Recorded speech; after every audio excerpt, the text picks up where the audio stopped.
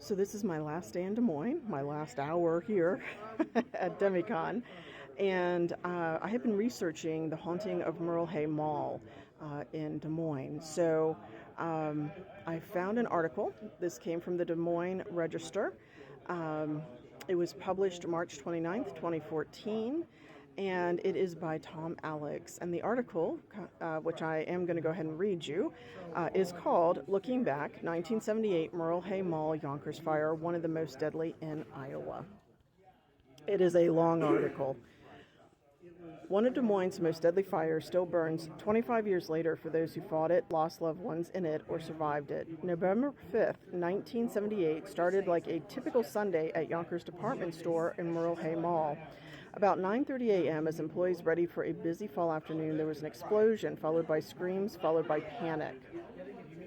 10 people were killed. Before the flames died out, the question began. The mall, which began in 1959 as an open-air shopping center on the former site of St. Gabriel's Monastery, seemed nearly new. How could the fire burn so quickly, so intensely, when there were so many people there to report it? Fire Station 9 was just a few blocks away. Pete Little was on the tailboard of a pumper truck that roared west on Douglas Avenue towards the blaze. I remember looking up at the tall column of black smoke in disbelief, Little said. I couldn't imagine what it was.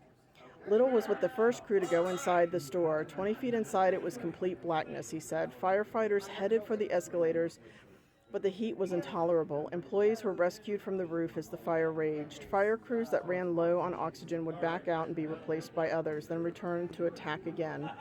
It was almost like the building was alive, Little said. It's like it was breathing. It soon became apparent that some people had not made it out, although it took the entire day to determine the extent of the tragedy.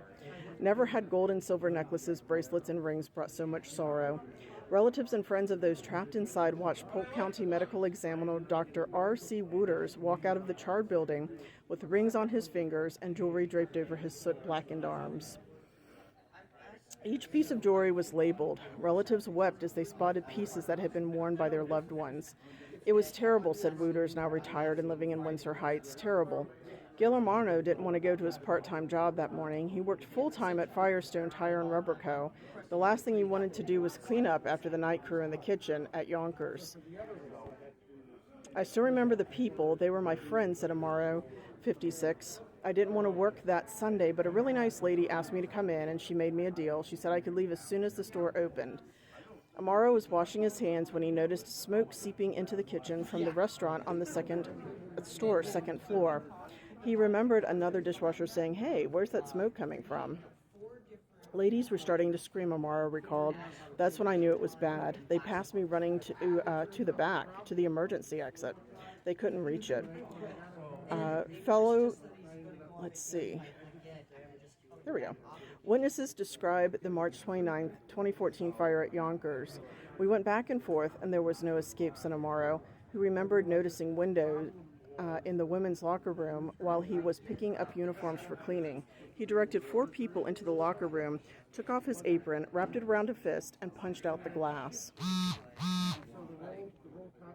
I had my heavy-duty Firestone shoes, and I was kicking out the jagged pieces, Amarno said. I was still doing that when they pushed me through the window from behind. They wanted out. A young woman was next, trying to be ladylike going out, and they pushed her out, too. The smoke was awful, and no one wanted to breathe it for another second. Once the 5 survivors were on the roof, firefighters found them and helped them down escape ladders. I just went home, Amaro said. I didn't know people had died. It was later at home, when I was watching the news, that I heard that. Amaro stayed with Yonkers until 1986. He still lives in Des Moines and works as a handyman and pizza delivery driver. I don't think anyone could figure out what caused the fire, he said. The police asked me to take a lie detector test. I didn't like the idea, but I did it. Later, I testified in court, probably about 5 times. Everyone was nice to me, but they had lots of questions, lawyers on both sides. This went on for years, he said of the lawsuits stemming from the fires. I just kept working through all of it. Judy Tatz's mother, Helen Rositter, 67, came out of retirement to earn some extra money for Christmas and had been hired by Yonkers about 4 days before the fire. Tats first heard about the blaze on the radio. The report indicated that the fire had broken out before employees had reported for work. That was good, Tats thought, and she headed off to church. Only later did she find out her mother had been killed. The trauma of that day never leaves you. It doesn't seem like it could possibly be 25 years since it happened, said Tats of West Des Moines. People today still tell me where they were when it happened. Tats still has unanswered questions. I think there were several loose ends that were never really tied up. Des Moines fire officials announced the following spring that a probable source of the Yonkers fire was a hydrogen buildup caused by alkaline water from a heating and cooling system dripping onto copper and aluminum. Any electric spark, even static electricity, could have touched off the hydrogen and started the fire. Lawyers lined up. George LaMarca representing many of the victims' families. Steve Scharnberg represented Yonkers. They started as adversaries but soon realized they were on the same side, looking at a substance on the wiring as a factor in the fire. Scharnberg pointed out that Yonkers wasn't any more responsible than any other company with such wiring in the building, so he joined forces with LaMarca and they went after companies linked to the wiring. LaMarca and Scharnberg focused their investigation on an area above the second-floor ceiling that was full of wire covered with polyvinyl chloride. The lawyers traveled to several states, interviewed scores of people, and gathered a small mountain of documents. As time wore on and months turned to years, some of LaMarca's friends began to wonder why he borrowed money to pursue the case when other lawyers had backed away. Some people thought I was certifiable, he said. What Scharnberg and LaMarca came up with was this. Sometime before 9:15, there was an electrical malfunction, the first link in a chain of fatal events. A plume of white smoke curled from the top of the building. It could be seen from a service station across the street. Shortly thereafter, flames exploded throughout the store. The relatively harmless-looking white smoke turned deadly into a black, oily color. Bundles of wire sheathed with polyvinyl chloride began to overheat and give off combustible gas that permitted flames to sweep through the store. It was the hydrogen chloride gas that choked and disoriented workers so they couldn't reach exits a few feet away. This theory, first put forth in court documents in 1981, was in place when the question was resolved by a jury. Scharnberg and LaMarca won the case against 20 defendants and a battery of opposition lawyers from companies such as Monsanto, Underwriters Laboratories, and the Society of the Plastics Industry Incorporated. The company settled a $150 million lawsuit for undisclosed amounts after a jury in the spring of 1984 found polyvinyl chloride used in wiring installation had spread the fire. Des Moines police officer Steve Howell was a 3-year veteran of the department assigned to guard the burned-out store. They wanted us to make sure there were no looters getting inside and that no fire started back up. I was a young officer, and that was pretty startling to walk in there and see that.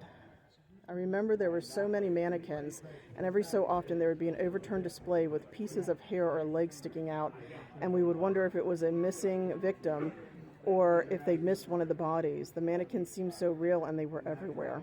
Different areas of the store were devastated, he said. Other parts seemed almost untouched. There might be a rack of clothes with just some smoke damage, and 10 feet away everything was completely burned up. A display of wallets seemed almost untouched, but right next to it everything was burned. I still think about the fire sometimes when I drive by there. Those who died: Larry Armstrong, 27, maintenance worker; Amelia Curran, 69, office employee; Pamela Florin, 28, office worker; Elvira Fuhrer, 51, bookkeeper; Robert Gamboa, 42, electrician; Melanie Hollister, 29, office worker; Edward H. Parr, 67, maintenance worker; Robert G. Reinerstone, 62, stockroom worker; Helen Rositer, 67, office worker; Corrine Rose Steele, 60, payroll worker. So there you go. We even have names. Sounds like it was a pretty devastating fire, and it is one that locals do remember. Even when I brought it up on my panel yesterday, several folks were able to kind of direct me towards Yonkers, and they initially said 1979 fire, but they were pretty close. So there you go.